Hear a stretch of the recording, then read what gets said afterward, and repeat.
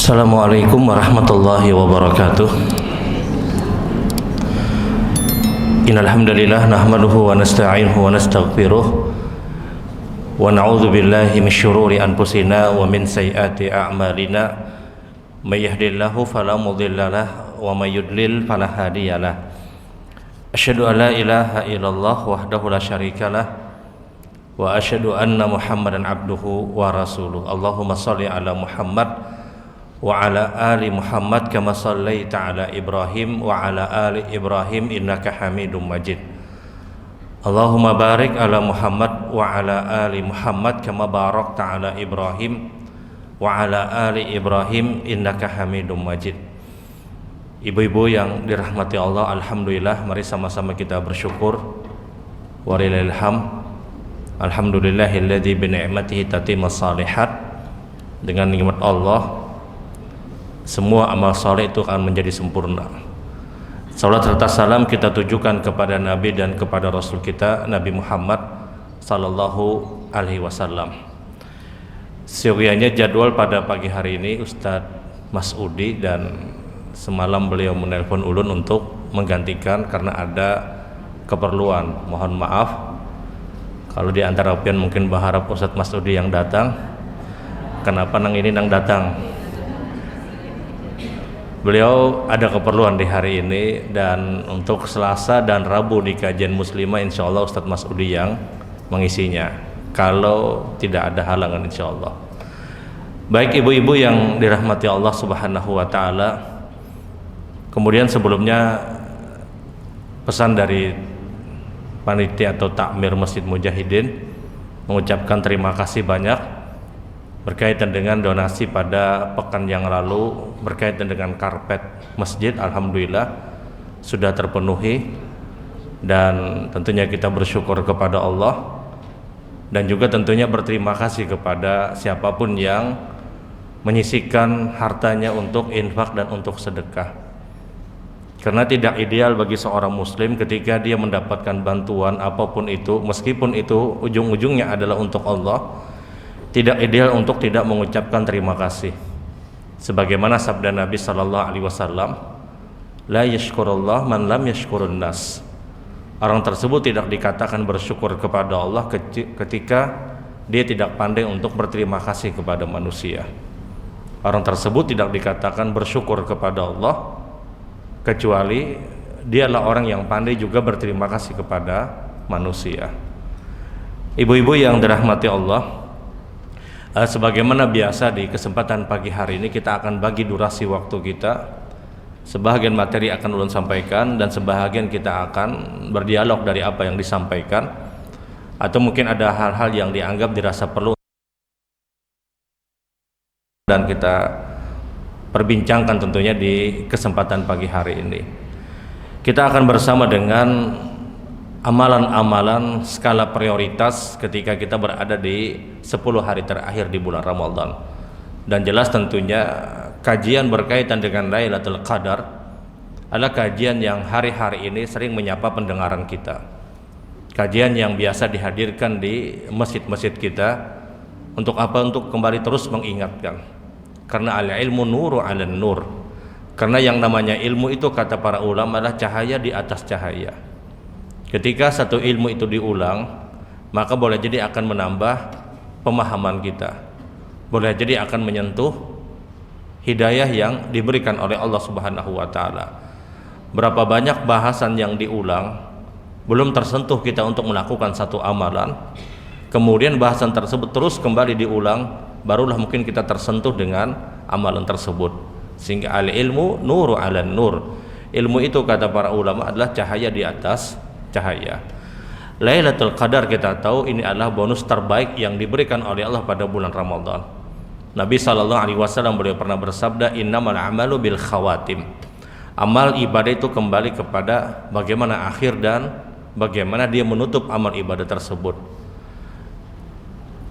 Ramadan 1 sampai akhir Ramadan yang benar-benar menentukan kualitas ibadah kita di bulan Ramadan itu di 10 hari terakhir. Kalau hari pertama, hari kedua mayoritas kita atau semua kita punya semangat yang sama. Qiyamut tarawihnya full di hampir semua masjid dan musola. Kapan? Malam pertama, malam kedua. Tapi masuk malam sekian belas, masuk malam-malam berikutnya, mulai sebahagian orang itu tidak berada pada titik yang di awal dia dapatkan. Makanya bahasa hadis Nabi adalah innamal a'malu bil khawatim. Amal ibadah itu kembali dan dilihat bagaimana akhirnya. 10 hari terakhir inilah ini yang menentukan kualitas Ramadan kita di tahun ini. 10 hari terakhir ini yang dinilai bagaimana kualitas ibadah kita. Ketika kita bicara bulan Dzulhijjah, hari-hari emasnya kaum muslimin adalah dari tanggal 1 Dzulhijjah sampai 10 Dzulhijjah. Kapan puncaknya? Puncaknya adalah di 10 Dzulhijjahnya, di akhirnya. Ketika kita bicara 24 jam, maka 24 jam yang terbaik itu waktunya adalah di sepertiga akhir malam, di akhirnya. Begitupun juga Ramadan, di saat bicara 1 bulan Ramadan, maka 10 hari terakhir itulah puncaknya. Karena innamal a'malu bil khawatim. Amal ibadah itu dilihat bagaimana akhirnya, kata Rasul sallallahu alaihi wasallam. Ini yang sangat menentukan. 10 hari terakhir di bulan Ramadan kita tahu adalah hari terbaik. Di dalamnya ada Lailatul Qadar. Kalau kita melihat di zaman Nabi sallallahu alaihi wasallam yang disebutkan dalam Sahih Bukhari, dulu Nabi mencari Lailatul Qadar itu tidak di 10 malam terakhir. Dulu dari awal Ramadan dicari oleh Rasul sallallahu alaihi wasallam. Disebutkan dalam hadis riwayat Imam Bukhari, "I'takafa Nabi sallallahu alaihi wasallam ashr al-awwal min Ramadan fa'takafnahu ma'a." Dahulu kata para sahabat, yang namanya mencari Lailatul Qadar yang dilakukan Rasul sallallahu alaihi wasallam adalah Nabi i'tikaf dari 1 Ramadan sampai 10 Ramadan. Fa'takafnahu ma'a. Maka kami pun, kata para sahabat, ikut i'tikaf bersama Rasul sallallahu alaihi wasallam. Hatta jaa Jibril ila Nabi sallallahu alaihi wasallam faqala ya Muhammad alladzi tutallibuka amamuka. Sampai datanglah Jibril alaihi salatu wasallam kepada Rasulullah di 10 Dzulhijjah, di 10 Ramadan, mohon maaf. Maka Jibril berkata, wahai Muhammad, Lailatul Qadar yang engkau cari itu di depan engkau. Fa'takafa Nabi sallallahu alaihi wasallam asyrul wastu minar Ramadan fa'takafnahu ma'ah. Maka Rasulullah kemudian kembali i'tikaf dari 11 Ramadan sampai 20 Ramadan. Dan kami pun i'tikaf bersama Rasul sallallahu alaihi wasallam. Di hari yang ke-20 datang lagi Jibril alaihi salatu wasallam. Maka Jibril kemudian berkata, wahai Muhammad, alladzi tutallibuka amamuka. Wahai Muhammad, Lailatul Qadar yang engkau cari itu bukan 11 sampai 20, tapi di depan engkau wahai Muhammad, di 10 hari terakhir. Maka Nabi kemudian i'tikaf, kami pun juga i'tikaf, kata para sahabat, dan kami dapatkan Lailatul Qadarnya. Kita lihat. Ini awal-awal Ramadan. Setelah Nabi mendapatkan Lailatul Qadar di 10 hari terakhir, maka muncullah hadis-hadis Nabi yang sangat masyhur. Carilah, kata Rasulullah, Lailatul Qadar di 10 malam terakhir.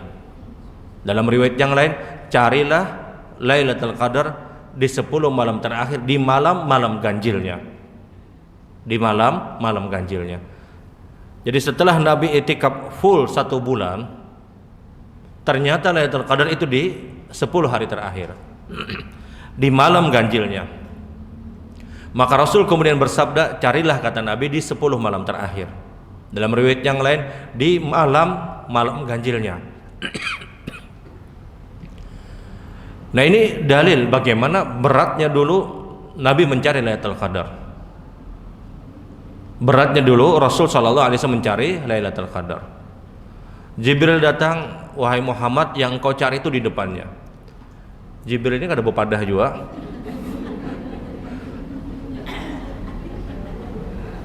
Nabi i'tikaf lagi dari 11 sampai 20. Jibril kada bepadah itu, Jibril kada tahu juga boy. Allah beri Muhammad bahwasanya Lailatul Qadar yang kau cari itu di depan engkau.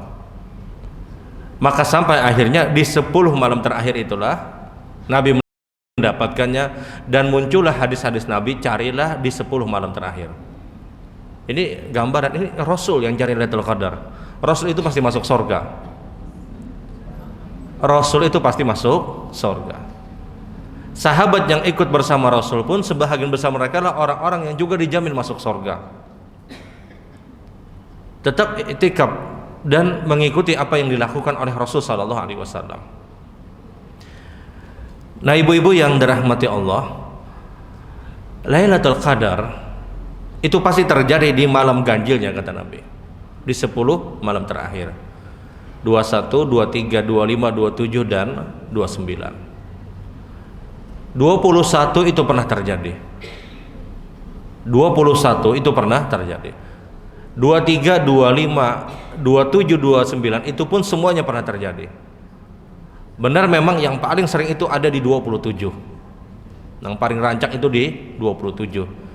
Sampai seorang sahabat Rasul sallallahu alaihi wasallam, Ubay ibnu Ka'ab, berkata, demi Allah, tidaklah pernah terjadi Lailatul Qadar kecuali dia pasti jatuh di 27, kata beliau.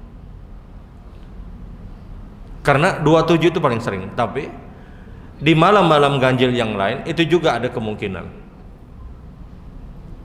Ada kemungkinan yang sama antara 21 sampai di 29. Maka siapapun yang diberikan kesempatan hidup dari 21 sampai akhir Ramadan, dipastikan orang ini mendapatkan Lailatul Qadar.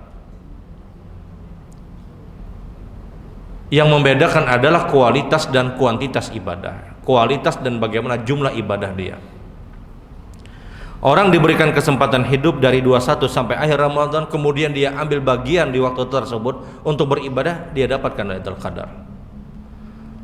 Lailatul Qadar itu sudah mulai dari azan maghrib sampai azan subuh. Jadi jangan pian pahami Lailatul Qadar itu dari jam 2 sampai jam 3, tidak. Jangan pian pahami Lailatul Qadar itu dari jam 3 sampai subuh.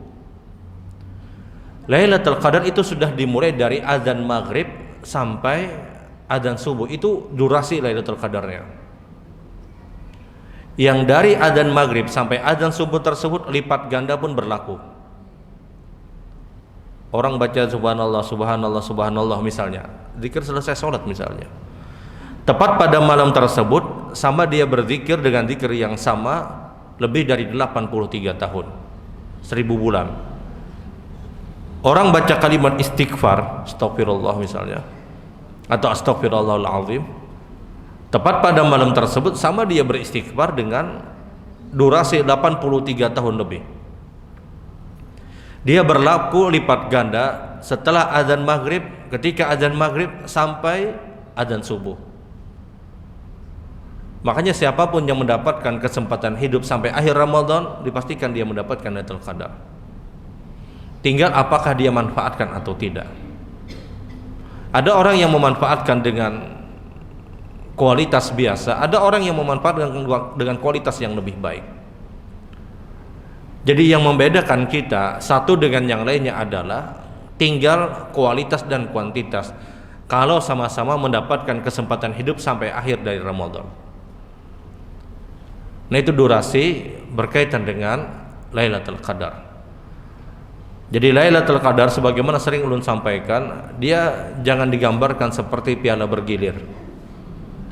Sekung dapat, nang lain kada dapat. Ada aja nang mengaku aku nang dapat presiden. Besok-besoknya arami orang minta banyu lawan presiden. Jadi Lailatul Qadar itu jangan dianggap kalau satu orang dapat yang lain kada dapat. Lailatul Qadar ini bonus terbaik yang diberikan oleh Allah, yang itu sudah dia mulai dari azan maghrib sampai azan subuh. Keutamaan yang kedua ketika kita bicara Lailatul Qadar, tidak hanya lipat ganda pahala, doa kita hampir sudah dipastikan kita dapatkan ketika terjadi di malam tadi, di malam Lailatul Qadar itu. Kenapa hampir bisa dipastikan? Karena itu diaminkan oleh seluruh para malaikat. Bahasa Al-Quran ketika menyebutkan tanazzal malaika, Allah turunkan malaikat dengan menggunakan tanazzal, kalimat tanazzal itu artinya adalah tatanazzal ay nuzulu bil wasitah. Yang dimaksud dengan tanazzal, turun malaikat, turunnya malaikat itu terus turun tanpa berhenti dari adzan maghrib sampai adzan subuh. Bukan turun satu grup selesai, tidak, tapi terus diturunkan oleh Allah Subhanahu wa ta'ala. Dan jumlah malaikat yang turun itu kata Nabi sallallahu alaihi wasallam aktsar min adad al-hisa ada di dunia. Kita ambil pasir segenggam aja, itu berapa butiran pasirnya? Malaikat yang diturunkan oleh Allah itu kata Nabi ketika terjadi Lailatul Qadar lebih banyak daripada jumlah butiran pasir yang ada di dunia. Ambil pasir segenggam aja, itu berapa butiran yang kita dapatkan? Itu hanya segenggam. Ini keadaan malaikat yang diturunkan, sehingga disebutkan dalam banyak hadis langit itu sesak penuhnya luar biasa. Syukkati wa dukkatis sama, sampai langit itu merintih kata Nabi SAW, saking banyaknya malaikat itu yang turun. Kepadatan itu luar biasa, yang jarak satu malaikat kepada malaikat yang berikutnya kata Rasulullah itu hanya satu telapak tangan manusia biasa. Hanya satu telapak tangan ini, antara malaikat dengan malaikat yang satu telapak tangan. Cari pemukiman yang paling padatnya kayak apa aja, tidak ada manusia antara satu dengan yang lainnya satu telapak tangan jaraknya. Ada jarak yang mungkin setengah meter atau berapa. Itu malaikat yang diturunkan oleh Allah Subhanahu wa ta'ala. Apa manfaat malaikat yang diturunkan tersebut? Agungnya Lailatul Qadar. Manfaatnya adalah diantaranya mengaminkan doa orang-orang yang berdoa di malam tersebut. Makanya kata para ulama, doa orang pada saat malam tersebut hampir dipastikan dia dapatkan. Karena satu malaikat saja yang mengaminkan doa kita mendapatkan. Kayak apa jumlah malaikat yang diturunkan lebih baik daripada jumlah butiran pasir yang ada di dunia, yang jarak satu malaikat kepada malaikat berikutnya itu hanya satu telapak tangan manusia biasa, yang menjadikan langit itu merintih saking padat dan banyaknya malaikat yang diturunkan oleh Allah Subhanahu wa ta'ala. Dan tidak ada makhluk yang paling besar yang diciptakan oleh Allah yang bisa kita indrai melebihi daripada langit. Ini kan langit itu makhluk ciptaan Allah yang paling ganar, yang bisa kita indrai. Kemana aja kita bertemu langit, karena kalau kita buka dari langit, pian di lautan, seluas apapun lautan, sampai ke daratan selesai lautan. Daratan pun juga demikian, tapi kemana aja itu ada langit. Tidak ada makhluk yang melebihi daripada langit. Kondisi langit yang seperti ini itu merintih, berat saking padatnya jumlah malaikat yang diturunkan oleh Allah. Sehingga Lailatul Qadar ini malam yang agung, malam yang mulia, malam yang sangat-sangat dahsyat. Dan itu mulai sekali lagi startnya dari kapan? Dari awal, dari adzan maghrib sampai adzan subuh. Selanjutnya malaikat-malaikat yang diturunkan oleh Allah tadi kata Nabi SAW, sebagaimana yang disebutkan oleh Allah, mereka mengucapkan salamun, keselamatan untuk kalian. Apa yang dimaksud dengan salamun, keselamatan untuk kalian? Maksudnya kata para ulama hadis, malaikat itu mengucapkan selamat untuk engkau, selamat untuk fulan, selamat untuk fulan. Maksudnya dia akan mudah untuk berada dalam sorga ketika dia beribadah di malam tersebut. Salamun, keselamatan untuk kalian, kan disebutkan dalam surat Al-Qadar. Dan itu berlaku sampai subuh, sampai adzan subuh. Dan keutamaan ini tidak pernah kita dapatkan kecuali ketika kita berada di malam yang dikenal dengan istilah Lailatul Qadar, malam yang diturunkannya Al-Quranul Karim. Kita tahu semua apapun yang berkaitan dengan Al-Quran maka itu pasti mulia. Malam terbaik Lailatul Qadar karena ketika itu turunnya Al-Quran. Orang terbaik dari seluruh dunia ini, manusia terbaik adalah Rasul, maka diturunkanlah Al-Quran kepada Rasul SAW. Semua yang berkaitan dengan Al-Quran itu pasti mulia. Kota terbaik di muka bumi ini adalah kota Mekah, sebagaimana sabda Nabi SAW. Maka turunlah Al-Quran di kota Mekah di awalnya. Tidak ada perkara-perkara yang berkaitan dengan Al-Quran kecuali di dalamnya pasti ada kebaikan. Ini satu-satunya mukjizat Al-Quranul Karim yang bisa kita rasakan sekarang. Semua mukjizat dari para nabi dan para rasul itu yang merasakan dan melihat adalah umat-umat terdahulu yang hidup di zamannya.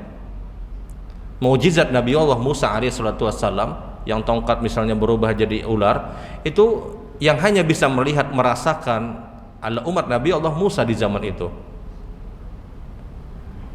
Isa alaihissalam ketika menyembuhkan semua penyakit, bahkan menghidupkan orang yang sudah meninggal dengan takdir Allah, siapa yang bisa merasakan pada saat itu? Umat Isa pada waktu itu. Nuh alaihissalam ketika membuat kapal yang super besar, siapa yang bisa mendapatkannya, merasakannya? Umat Nuh pada saat itu. Ibrahim alaihissalam ketika dibakar dan beliau selamat, siapa yang bisa menyaksikan? Di zaman Ibrahim. Tapi Al-Quran yang diturunkan oleh Allah di zaman Rasulullah sampai hari ini bisa kita dapatkan. Tidak ada mukjizat dari seluruh mukjizat yang diberikan oleh Allah Subhanahu wa taala melebihi dari Al-Quran. Kenapa Al-Quran sampai sekarang masih kita dapatkan, bahkan sampai hari kiamat. Nah, ibu-ibu yang dirahmati Allah Subhanahu wa taala, ini gambaran Lailatul Qadar. Amalan apa yang harus kita lakukan di malam-malam tersebut? Di antara amalan yang disepakati yang harus benar-benar kita jaga adalah jangan pernah mengerjakan qiyamut tarawih kecuali dilakukan dengan cara berjamaah. Harus dipastikan berjamaah. Sampai para ulama itu menyebutkan, kalaulah seandainya, mohon maaf, orang tersebut hidupnya sendiri, seorang perempuan, dia di rumah sendiri, tapi ketika dia berada di 10 malam terakhir, khususnya malam-malam ganjil, dia keluar dari rumah untuk mengerjakan tarawih berjamaah di masjid ataupun di musola. Hukum asal perempuan itu lebih baik sholatnya di rumah, hukum asalnya. Tapi masuk di 10 malam terakhir, khususnya malam-malam ganjil, dia keluar. Untuk apa? Untuk mendapatkan keutamaan. Karena berbeda pahalanya orang yang tarawih berjamaah dengan orang yang tarawih sendirian. Man qama mal imami hatta yansarif kutiba lahu salatal lailah. Siapapun yang melaksanakan tarawih berjamaah bersama imam sampai selesai, dicatatkan pahala seperti dia melaksanakan salat malam sepanjang malam. Kalau itu terjadi tepat pada Lailatul Qadar, dicatatkan pahala seperti dia terus melaksanakan salat malam lebih dari 83 tahun tanpa pernah cuti. Karena ada bercutian, lain PNS bisa cuti. Kalau ada orang yang tarawih berjamaah bersama imam sampai selesai, dicatatkan dia sholat malam sepanjang malam. Kalau itu berkaitan tepat pada saat Lailatul Qadar, diganjar pahala seperti dia sholat malam 83 tahun. Kada bampihan. Dan mustahil kita mendapatkan 83 tahun. Ada orang yang sudah berumur 40-50 tahun, 60 tahun misalnya. 60 tambah 80 berapa, Bu? 140. 143 tahun misalnya. Berat untuk mencari ada orang umur 140-an. Mungkin sudah tidak ada lagi. Dan itu didapatkan dari orang-orang yang beribadah di malam tersebut. Jadi jangan pernah meninggalkan qiyamut tarawih kecuali dilakukan dengan cara berjamaah. Kemudian yang kedua, di antara amalan-amalan yang disepakati oleh para ulama ketika di malam-malam ganjilnya khususnya adalah perbanyak doa. Perbanyak doa. Terkhusus doa yang pernah diajarkan oleh Aisyah radhiyallahu taala anha ketika dia bertanya kepada Rasulullah, "Ya Rasulullah, apa yang harus aku ucapkan ketika aku mendapatkan Lailatul Qadar?" Kata Nabi, "Quli Allahumma inni as'aluka, Allahumma inni as'aluk, Allahumma innaka 'afuwun tuhibbul 'afwa fa'fu anni." Dalam riwayat yang lain, Allahumma innaka 'afuwun tuhibbul 'afwa fa'fu anna. Dalam riwayat yang lain, Allahumma innaka afun karim, tuhibbul afwa fa'fu anni. Ada beberapa riwayat. Allahumma innaka afun, tuhibbul afwa fa'fu anni. Itu pertama. Ada riwayat yang lain, Allahumma innaka afun, tuhibbul afwa fa'fu anna. Ada riwayat yang lain, Allahumma innaka afun karim, tuhibbul afwa fa'fu anni. Jadi ada beberapa riwayat. Yang paling masyhur itu yang pertama, Allahumma innaka afun tuhibbul afwa fa'fu anni. Minta dimaafkan oleh Allah Subhanahu wa taala. Kemudian doa apapun yang diinginkan, silahkan. Silahkan misalnya diminta ampun, minta rahmat dan yang lainnya. Karena setiap doa yang dia minta, taruhlah misalnya, ya Allah ampuni hamba, sama dia berdoa lebih dari 83 tahun terus menyebutkan ya Allah ampuni hamba. Kalau bertepatan di malam tersebut. Ada orang yang mendoakan seorang muslim, ya Allah ampuni fulan misalnya, maka sama terus dia mendoakan orang tadi lebih dari 83 tahun. Jadi selain kalimat Allahumma innaka afun tuhibbul afwa fa'fu anni, dia doa dengan doa apapun yang diinginkan. Karena doa pada saat itu benar-benar diijabai oleh Allah Subhanahu wa taala. Kemudian apalagi yang dia lakukan selain doa? Dia membaca ayat-ayat Al-Quranul Karim. Paling tidak ditarget sebagaimana yang sudah pernah disampaikan, itu 100 ayat. Semalam paling tidak 100 ayat. Lebih banyak ya tentunya lebih baik. Minimal ambil 100 ayat. Kenapa harus 100 ayat? Karena Rasul sallallahu alaihi wasallam bersabda, "Man qara'a bi mi'ati ayat kana ka qiyamis sahrin." Siapapun yang dia membaca ayat-ayat Al-Quranul Karim 100 ayat, maka sama seperti dia beribadah semalam suntuk. Hadis diriwayatkan oleh Imam Tirmidzi. Kalau bertepatan di malam tersebut, maka sama dia beribadah semalam suntuk lebih dari 83 tahun. Ditarget setiap malam itu paling tidak 100 ayat. Ya tidak harus ayat-ayat yang panjang, yang penting jumlah ayatnya paling tidak 100. An-Naba Amayata Sa'alun itu 40 ayat, An-Nazi'at itu 46, Abasa itu 42. Nah tinggal 3 surat itu sudah mencukupi. Apalagi kalau pian bertepatan dengan malam Jumat, Al-Kahfi 110 selesai. Ambil ayat-ayat yang pendek saja. Nah kalau sudah pian dapatkan 100 ayat dengan ayat-ayat yang pendek tadi, maka silakan kemudian pian mungkin melanjutkan bacaan Al-Quran pian. Yang penting 100 ayat itu ditarget. Karena kalau itu kita baca bertepatan dari malam tersebut, maka dicatatkan pahala seperti dia beribadah semalam suntuk selama lebih dari 83 tahun. Kemudian amalan apa lagi yang dilakukan? Siapapun yang punya kemampuan untuk sedekah ataupun untuk berinfak, maka dia bersedekah dan berinfak di malam tersebut. Ya berapapun, kadang harus banyak, yang penting ikhlas. 2.000, 5.000 terserah, yang penting ikhlas. Daripada 50.000 karena tapi ikhlas, lebih baik yang 20.000, 10.000, 5.000 tapi dia ikhlas. Tinggal kitanya aja lagi mengukur mana kira-kira yang paling ikhlas menurut kita. Ya, berapapun terserah. Tapi dia infak, dia sedekah di malam itu sekemampuan kita. Karena kalau kita bersedekah di malam tersebut dan bertepatan Lailatul Qadar, maka dicatatkan pahala seperti kita bersedekah dengan sedekah yang sama lebih dari 83 tahun tanpa pernah berhenti. Ya, sedekah.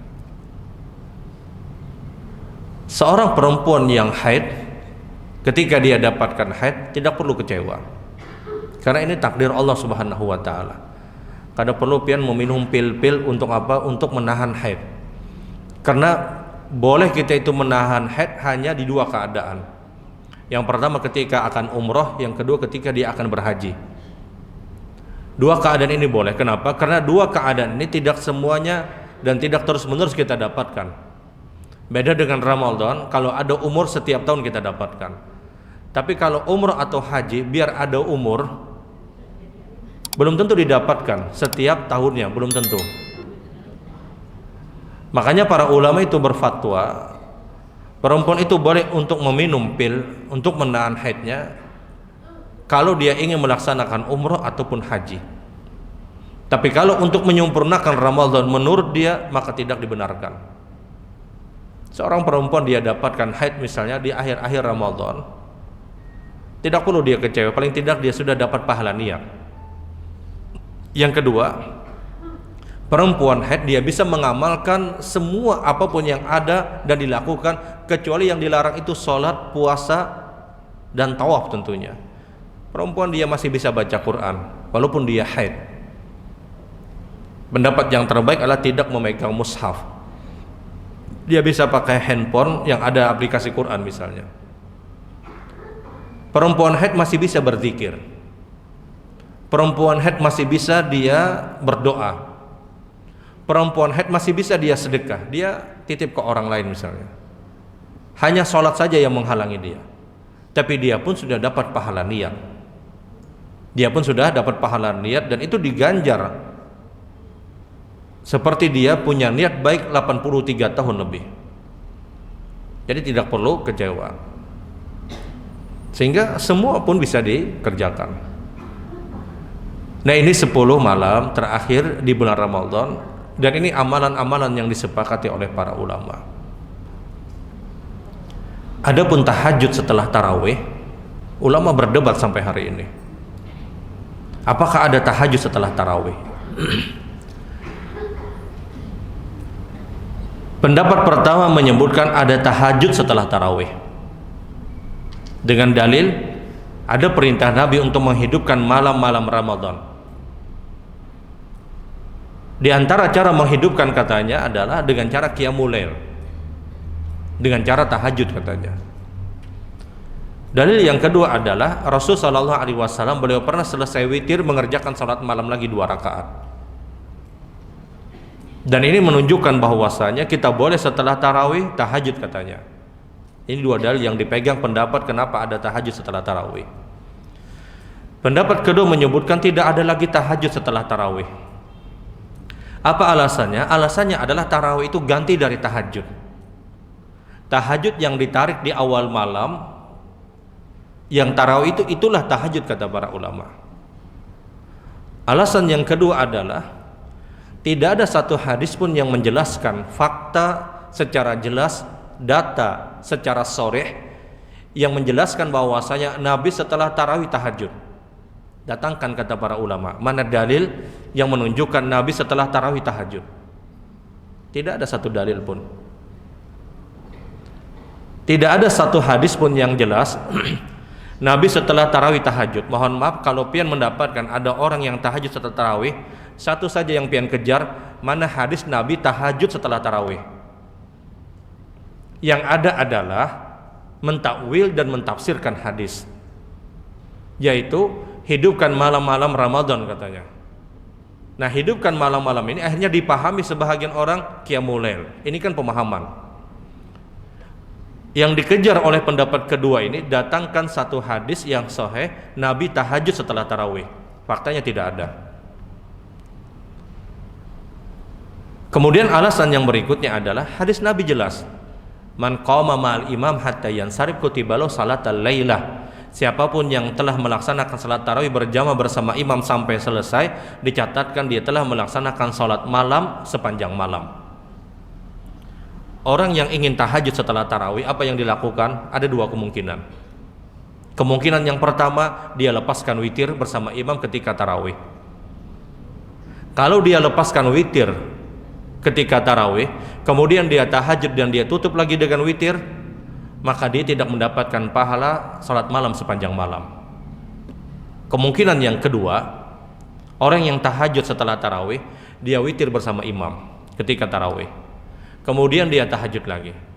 Ketika dia tahajud lagi, dia tidak tutup lagi dengan witir, karena kalau dia tutup dengan witir, ada larangan Rasul, la witran fi lailah, tidak ada 2 witir dalam satu malam. Kalau itu dilakukan, maka ada kejanggalan dalam salat malam, karena salat malam itu harus ditutup dengan witir. Muka belakang serba salah. Tapi apapun itu, Bagi orang yang ingin tahajud setelah tarawih silahkan. Ini memang ada pendapat yang masyhur. Ingat, ulun bukan berada pada posisi menyalahkan, tidak. Ulun ingin mendudukan ini dalilnya, keputusan di tangan pian. Terserah pian. Karena keharusan ulun adalah ingin menyampaikan secara fair seperti ini. Ini dalil-dalil yang dipegang. Tinggal pian yang memutuskan. Kalau orang itu tahajud setelah tarawih, dia punya dua kemungkinan. Kemungkinan yang pertama, dia lepaskan witir bersama imam, dia tidak witir. Kalau itu dilakukan, dia tidak dapat pahala salat malam sepanjang malam. Tapi kalau dia witir bersama imam, kemudian dia tahajud, kemudian dia witir lagi, ini fatal kesalahannya. Ada dua witir, dan tidak ada dua witir dalam satu malam. Tapi kalau dia tidak tutup dengan witir, dia tidak mengerjakan witir, maka ada kejanggalan pada salat malam. Salat malam itu harus ditutup dengan witir. Sebagaimana sabda Rasul, ij'alu akhir salatikum witra. Jadikan akhir dari salat malam kalian witir. Tapi apapun itu, jelas kita harus hormati. Ada orang yang tahajud setelah tarawih, harus dihormati. Karena itu pendapat yang dia pegang. Kalau misalnya ada kawan pian tahajud, turun ikam, jangan usah tahajud, duduk aja, jangan. Ya terserah, itu pendapat. Tapi kalau tetap tahajud setelah tarawih, maka yang paling afdol tahajud itu sendiri, bukan berjamaah. Tahajud itu lebih afdol sendiri, tidak dengan berjamaah. Beda dengan tarawih, dia berjamaah.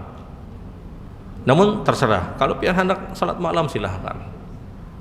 Tapi kalau salat sunnah wudu apakah boleh? Boleh. Kalau salat sunnah mutlak apakah boleh? Sebahagian ulama memperbolehkan.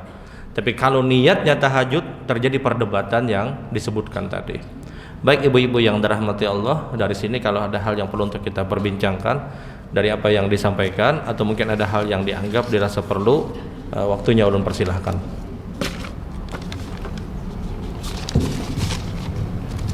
Ada pertanyaan?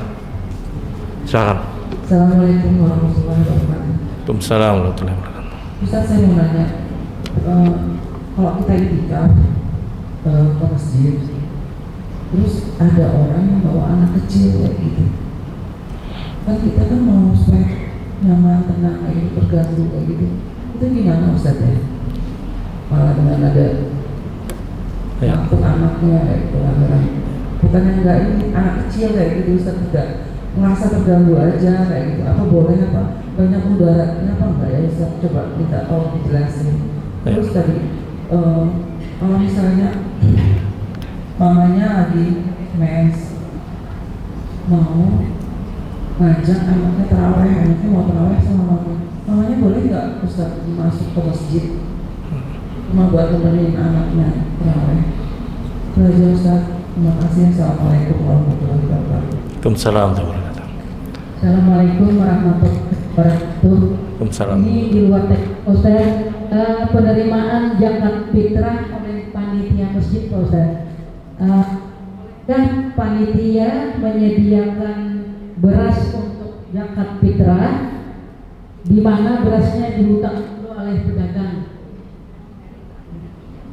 Barang pedagang. Kemudian orang yang mau berzakat fitrah itu beli berasnya sama panitia masjid Ustaz.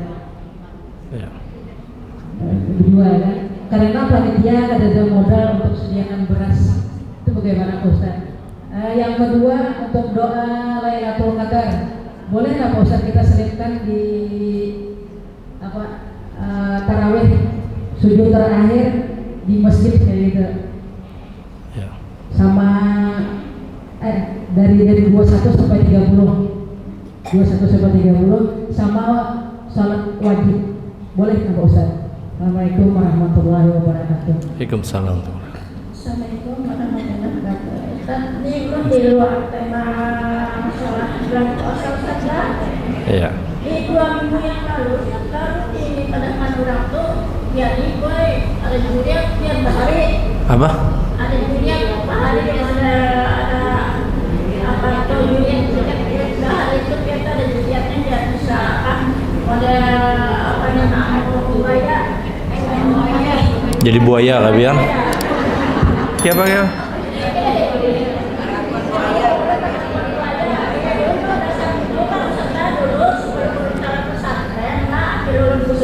Pesantren Persis Jawa Timur lah itu kenapa pakai buaya itu kan namun belum ini bukan biasa kenapa kita belum lawan tahap udah sebelah kanan kan Ada yang lo nang dihigapkan paham lah. Ini kisah buaya kan ya? Nang pian takunakan apa?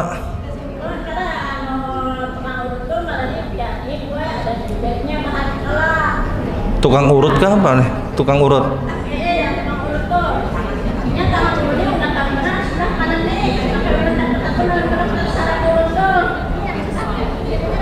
Oh, begarak sorangan.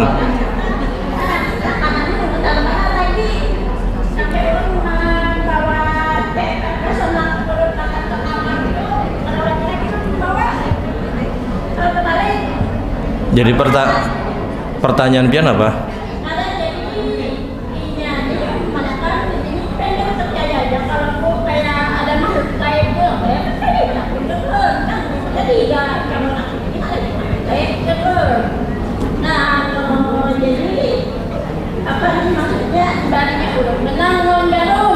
Apa? Pisan bejejahit.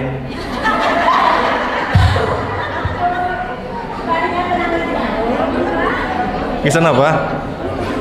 Nih kita bupandiran aja kah? Kita bupandiran aja kah? Pian pertanyaannya apa?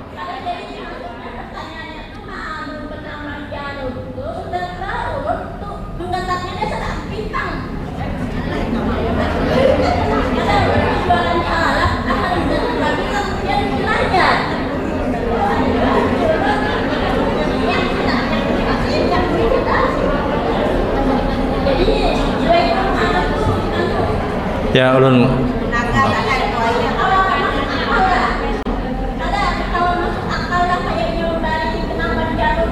oke.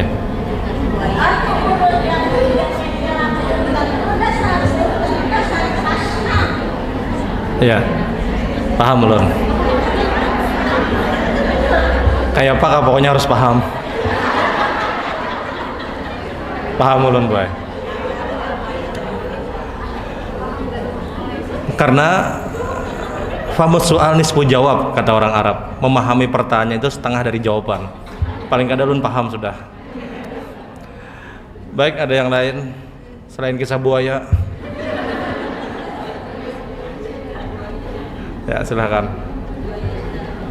Ampih lapar kayaknya boy.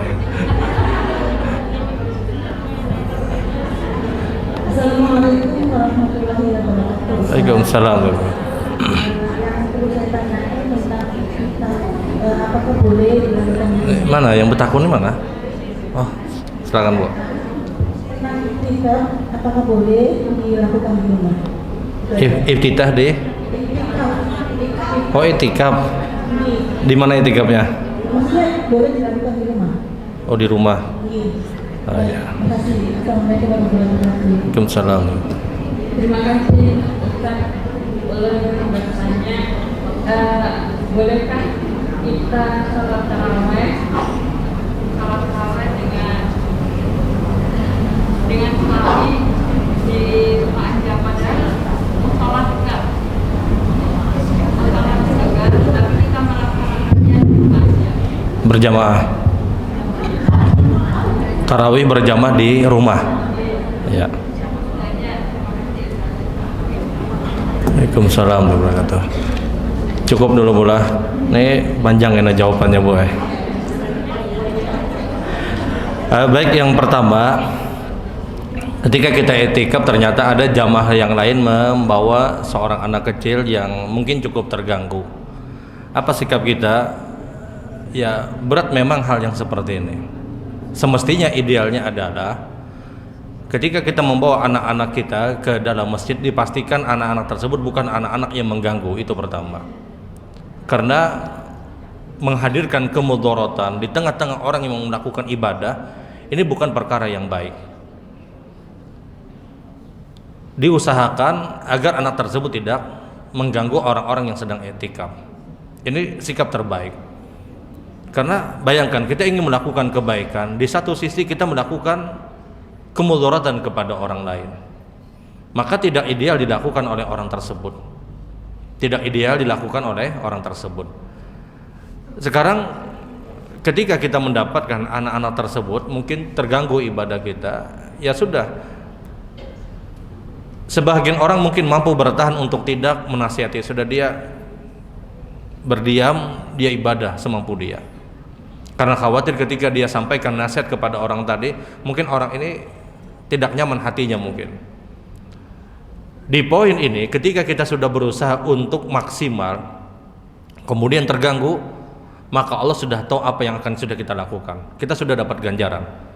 Meskipun kita tidak maksimal di saat itu, tapi tidak maksimalnya kita Allah pun tahu. Tenang, tetap dapat pahala yang besar. Tapi kalau ada sebahagian kita mampu untuk bersuara kepada ibunya tadi, maka silahkan. Tapi ini sulit, karena kita tidak bisa mengukur perasaan orang tadi. Tidak bisa mengukur nih orang menerima atau tidak. Bahasanya mungkin menerima, tapi hatinya mungkin tidak menerima, mungkin. Memang sebenarnya yang punya anak ini yang bersikap semestinya.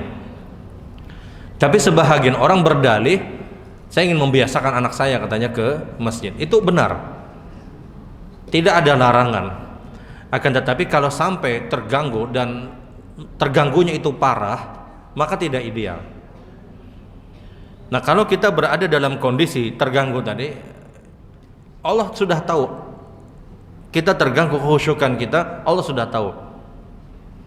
Makanya ketika ada hadis Nabi yang diriwayatkan oleh Aisyah radhiyallahu taala anha bicara masalah hutang. Ada orang yang dalam hidup ini tidak mampu hidup kecuali dia harus terus berhutang. Dia tidak punya pekerjaan, dia sangat fakir. Sampailah orang ini diwafatkan oleh Allah Subhanahu wa taala dan dia adalah orang yang banyak hutang. Maka ini ditanyakan oleh Aisyah kepada Rasul sallallahu alaihi wasallam, ya Rasulullah, bagaimana kalau seandainya dalam kehidupan ini ada orang yang dia tidak mampu hidup kecuali harus berhutang? Maka kata Nabi, Allah yang menjamin hutangnya nanti di hari kiamat. Kalau bujur-bujur dan kadang mampu. Tapi kalau kadang dia punya kemampuan untuk bayar, tapi dia tunda pembayaran tadi. Mohon maaf, dia dapat zakat misalnya. Yang semestinya dengan zakat tadi dia bisa menutup hutang yang sudah dia pinjam. Tapi tidak dia lakukan, maka ini ada perhitungan di hari kiamat. Ini kita bicara orang yang memang benar-benar tidak mampu. Nah, ini gambaran kata para ulama, seseorang yang tidak punya kemampuan untuk melakukan satu ketaatan dan dia mendapatkan udzur syar'i, dia tetap mendapatkan pahala sempurna. Seorang musafir kemudian sholatnya tidak sempurna, dia bisa mendapatkan sholat sunnah rawatib, tapi dia tidak bisa mengerjakan rawatib karena musafirnya, dia tetap mendapatkan pahala sholat sunnah rawatib. Nah, pian sekarang terganggu dengan, mohon maaf, ada anak-anak menangis dan yang lainnya macam-macam sehingga terganggu. Mayoritas kita akan bersikap diam, jarang kita untuk menasihati ibu tadi, jarang. Karena kita tidak bisa mengukur perasaan orang ini. Maka di poin itu kita sudah dapat pahala sempurna. Karena Allah sudah tahu apa yang terjadi pada diri kita. Kita niat ingin melakukan kebaikan pun sudah dapat pahala. Kita kerjakan kebaikan tersebut, kita dapat pahala lipat ganda. Terganggu kita dengan ibadah yang kita lakukan disebabkan hal-hal yang lain, kita tetap mendapatkan pahala. Tetap mendapatkan pahala. Konsekuensi Allah Ar-Rahman Ar-Rahim adalah Allah memberikan apa yang sudah dijanjikan oleh Allah Subhanahu wa taala. Itu konsekuensi Allah mempunyai nama-nama dan sifat-sifat yang baik. Jadi tenang, tetap dapat pahala walaupun mungkin terganggu pada saat itu, tetap dapat pahala yang sempurna insyaallah. Kemudian pertanyaan yang selanjutnya, apakah boleh seorang perempuan haid masuk ke dalam masjid untuk menemani anaknya misalnya ke dalam masjid? Kalau itu hajat dan keperluan, mayoritas ulama memperbolehkan. Sebagaimana Aisyah radhiyallahu taala anha diminta Rasul sallallahu alaihi wasallam untuk mengambil selendang Rasul yang tertinggal di dalam masjid. Kata Aisyah, ya Rasulullah, saya dalam keadaan haid. Kata Nabi, fa inna haidatuki laysat fi yadik. ambil saja selendang aku, kata Rasul, karena sesungguhnya haidnya engkau tidak di tangan engkau. Maksudnya selama tidak berceceran masuk aja, kata Rasul. Maka masuklah Aisyah kemudian mengambil selendang Rasul sallallahu alaihi wasallam. Ini dijadikan patokan dalil oleh para ulama, perempuan haid ketika dia punya hajat, punya keperluan di dalam masjid, sebahagian ulama memperbolehkan sebagaimana yang dilakukan oleh Aisyah radhiyallahu taala anha. Baik, pertanyaan yang selanjutnya adalah apakah boleh kita ketika melakukan membayar zakat fitri atau zakat fitrah membeli beras yang ada di masjid yang sudah disiapkan dan disediakan oleh panitia? Idealnya kita beli beras itu di luar, idealnya. Ini yang paling ideal. Karena orang zakat fitri atau orang zakat fitrah itu dia sudah bawa dari rumahnya. Dan di sini kita harus paham bahwasanya sebahagian ulama memperbolehkan zakat fitri itu dengan uang. Sebahagian ulama memperbolehkan. Seperti pendapat Imam Abu Hanifah yang memperbolehkan dengan uang, yang uang tersebut setara dengan beras yang biasa dia makan. Jadi sebahagian ulama memperbolehkan. Jadi kalau orang itu ingin mengambil pendapat untuk dengan uang, ya sudah, tidak perlu transaksi jual beli tadi. Kalau dia belinya di masjid, ya wallahu alam, dia bisa dari rumah bawa beras misalnya. Kalau dia misalnya karena ada terbawa beras tadi misalnya, ya sudah, dia serahkan uang pun sebahagian ulama memperbolehkan. Meskipun kalau kita bicara mana yang paling afdal itu adalah dengan beras. Kalau bicara yang paling afdal, di zaman dulu disebutkan dalam kitab zakat yang ditulis oleh Dr. Yusuf Qaradawi, itu kitab terbaik berkaitan dengan zakat, lebih dari 1000 halaman. Dr. Yusuf Qaradawi itu menjelaskan bolehnya untuk zakat fitri itu dengan uang, kata beliau, dengan beberapa dalil yang terjadi di zaman para sahabat radhiyallahu taala anhum. Dan sekali lagi, bagi orang yang ingin mengambil pendapat tadi, ya sudah, itu yang diambil. Makanya kita tahu Depak mengeluarkan sekian uangnya kan sudah ada. Karena ini pun untuk mempermudah. Tapi kalau dia harus membeli misalnya di dalam masjid, maka wallahu alam ini tidak ideal. Karena pilihannya adalah dia bawa beras atau dia bawa uang. Kalau dia bawa uang, maka selama uang tersebut setara dengan beras yang akan dia zakati, yang dia keluarkan zakat fitrahnya, maka selesai urusan dia. Jadi tidak mutlak memang harus dengan beras, kata para ulama. Namun yang paling afdal jelas harus dengan beras. Kalau kita bicara mana yang afdal. Jadi kalau dia ambil dengan uang, ya sudah, selesai, tidak perlu untuk melakukan transaksi jual beli. Seakan-akan kan ini Muhammad pemaksaan harus ditukari misalnya, harus dia beli. Makanya kenapa ulama itu memberikan ruang untuk berpendapat boleh dengan uang, karena boleh jadi hal-hal sebagaimana yang disebutkan itu terjadi. Sehingga kalau ada orang berzakat dengan beras terima, dengan uang juga terima aja, tidak ada masalah, tidak dipermasalahkan. Jadi sekali lagi wallahu alam, untuk melakukan transaksi tadi wallahu alam, ulun tidak tahu pendapat mana yang lebih rajih. Tapi yang paling afdal itu adalah pilihannya hanya dua. Kalau tidak, dia dengan beras dia bawa, atau dia dengan uang. Dan uang pun sebahagian ulama memperbolehkan. Kalau uang tersebut kemudian dilakukan untuk dibelikan beras misalnya, sekarang orang yang membawa uang tersebut apakah tahu itu dibelikan beras atau tidak? Dia dijulung duit misalnya, ternyata panitia yang bikin transaksi sendiri. Nah kan kita tidak tahu. Orang datang kasih uang, ya sudah, tahu-tahu uang yang disampaikan oleh orang yang wajib zakat tadi, yang mengeluarkan zakat tadi, dibikin transaksi jual beli beras misalnya di situ, tanpa misalnya sepengetahuan orang yang mengeluarkan zakat tadi. Kita kan tidak tahu. Dan sekali lagi pilihannya hanya dua, dia membawa beras atau dia membawa uang. Kalau dia membawanya sudah terima zakat fitrahnya dengan uang, terima, dengan beras juga diterima, terserah. Sekarang bagaimana pembagiannya kalau misalnya dengan uang? Kalau seandainya dengan uang, maka itu bisa dia serahkan, dia berikan kepada orang-orang yang berhak. Orang-orang yang berhak, karena tujuan zakat fitrah itu ada dua. Tuhratul lisaim wa tu'matul lil masakin, kata Nabi.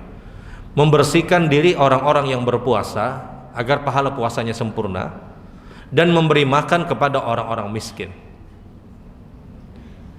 Kadang dengan uang itu memberikan makan lebih efektif daripada beras, karena kalau beras kata para ulama ini harus nungkar iwak lagi, ini harus memasak lagi.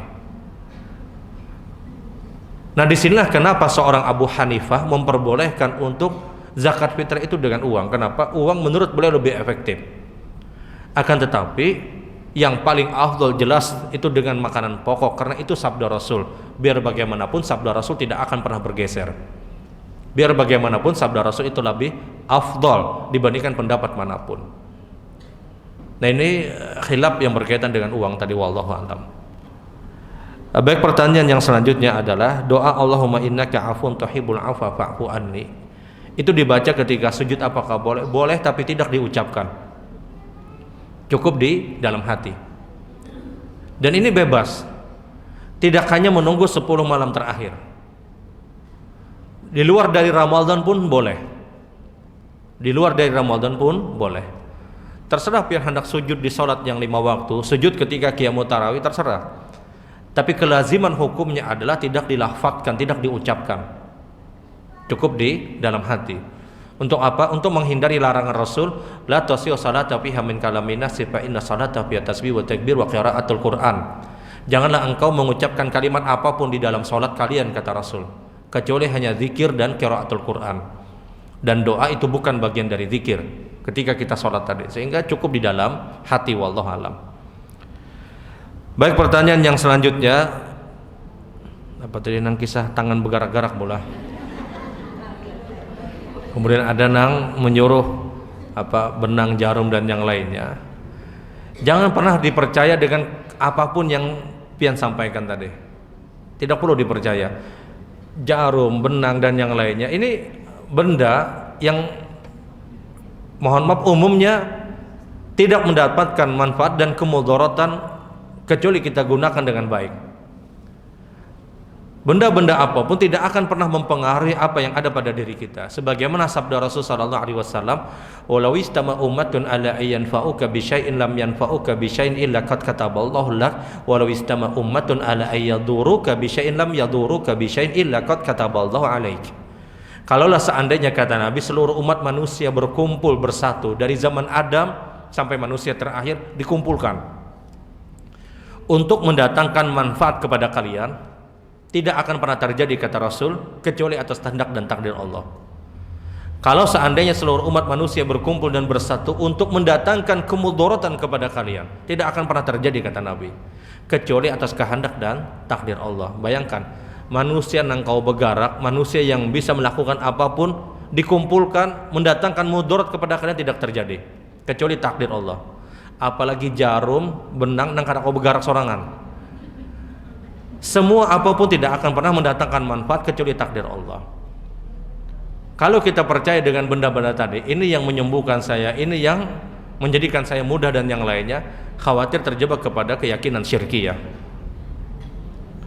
Maka apa yang kita lakukan dalam kondisi yang demikian? Tidak ada cara yang terbaik kecuali ruqyah mandiri. Ruqyah mandiri itu saban malam, itu pun dilakukan Rasul. Rasul itu setiap malam ruqyah mandiri, dan itu Rasul. Orang yang tidak pernah lalai, Rasul itu setiap malam ruqyah mandiri. Beliau berwudu, selesai berwudu beliau membaca ayat-ayat perlindungan, di antaranya ayat kursi, 2 ayat terakhir Al-Baqarah. Kemudian beliau mengumpulkan kedua telapak tangan, beliau tiupkan, beliau baca surat Al-Ikhlas, Al-Falaq dan An-Nas, kemudian beliau usapkan dari kepala beliau sampai ke seluruh badan beliau, dan itu berulang sampai 3 kali.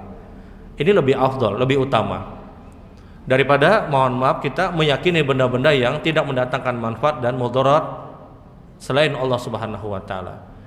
Ya sampah, mirip seperti ada orang yang hendak berkawinan, siapakan rujak kopi lawan apakah diandak di kopi duduk ya sidin. Supaya kopinya berduduk atau apa? Supaya lancar katanya. Ini bentuk-bentuk kesyirikan. Karena apa manfaatnya kopi? Nah, berkurang kopinya aja. Kalau ada yang meminum, ini bentuk-bentuk kesyirikan. Mempercayai sesuatu mendatangkan manfaat, mempercayai sesuatu mendatangkan kemudaratan selain Allah. Cukup dia doa, minta kepada Allah Subhanahu wa taala, wallahu alam. Baik, pertanyaan yang selanjutnya adalah itikaf di dalam rumah apakah boleh? Itikaf itu di masjid. Wa atifuhunna fil masajid. Itikaflah kalian di masjid, kata Allah. Orang itikaf dengan orang yang tidak itikaf, selama yang tidak itikaf ini juga beribadah dengan ibadah yang dituntun, dia pun mendapatkan Lailatul Qadar. Lailatul Qadar itu tidak hanya khusus orang-orang yang itikaf. Pian di rumah tapi pian baca Quran full, dengan ada orang yang itikaf bobaya 2 ayat teguring, boleh jadi yang baca Al-Quran di rumah yang full itu lebih utama, boleh jadi. Tapi boleh jadi kita tidak pungkiri orang yang itikaf dia dapat pahala. Itikaf di masjid dia dapat pahala. Diamnya dia masjid dia dapat pahala. Walaupun mungkin dia tertidur, tapi paling tidak dia punya niat untuk itikaf. Dia dapat pahala di sisi ini. Tapi tidak menjamin orang yang itikaf pahalanya lebih banyak dan lebih bagus daripada orang yang di rumah, belum menjamin. Tapi dia dapat pahala dari itikafnya dia.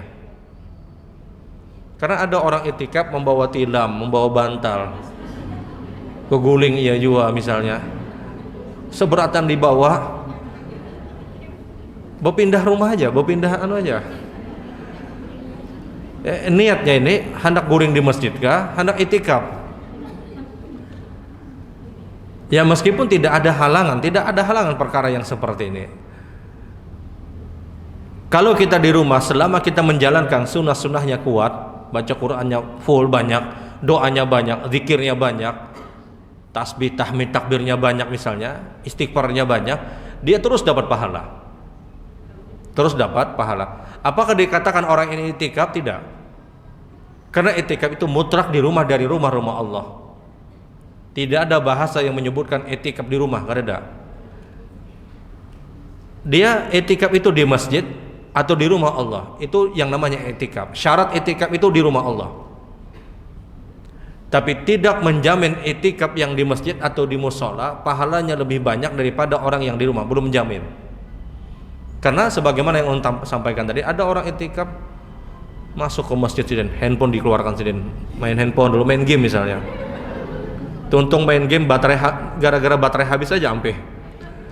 Guring sidin misalnya. Guring sidin sahur paiyanya sudah. Model yang seperti ini apakah dia dapat pahala itikafnya? Tapi tidak menjamin pahalanya lebih banyak daripada yang di rumah, tidak menjamin. Ya kalau kita tidak mampu untuk itikaf, ya sudah di rumah. Ada kewajiban misalnya, ada hal-hal yang lainnya. Yang penting ibadahnya dia maksimalkan. Tapi orang yang itikaf di masjid, dia dapat pahala itikafnya. Paling tidak dia sudah punya niat dan dia berada di masjid. Walaupun mungkin dia bawa kasur, dia tetap dapat pahala. Dia tetap dapat pahala. Bahkan dalam kasur misalnya, ada nang saya ini, ada nang kandel lagi misalnya, spring bed di bawah juga misalnya. Ya artinya ya sudah dia dapat pahala dengan itikafnya, wallahu alam. Baik, pertanyaan yang terakhir adalah apakah boleh tarawih berjamaah dengan seorang suami di rumah? Boleh. Tetap dapat pahala karena ketika Rasul bersabda, "Man qama mal imam", siapa yang tarawih berjamaah bersama imam sampai selesai, dia dapatkan pahala seperti dia beribadah semalam suntuk. Dan ketika itu Nabi tidak bicara tempat. Sabda Nabi, tarawih berjamaah bersama imam, Nabi tidak bicara harus di masjid. Nabi tidak bicara tempat, Nabi bicara kaifiat, cara. Orang yang tarawih berjamaah sampai selesai, dia dapatkan pahala seperti beribadah semalam suntuk. Dan Nabi tidak bicara masjid atau musola. Tapi kalau di masjid jelas lebih afdal, lebih utama. Baik ibu-ibu yang dirahmati Allah, mungkin ini yang saya sampaikan di kesempatan pagi hari ini, mohon maaf. Kita akhiri dengan doa kafaratul majlis. Subhanakallahumma bihamdik asyhadu an la ilaha illa anta astaghfiruka wa atubu ilaik. Assalamualaikum warahmatullahi wabarakatuh.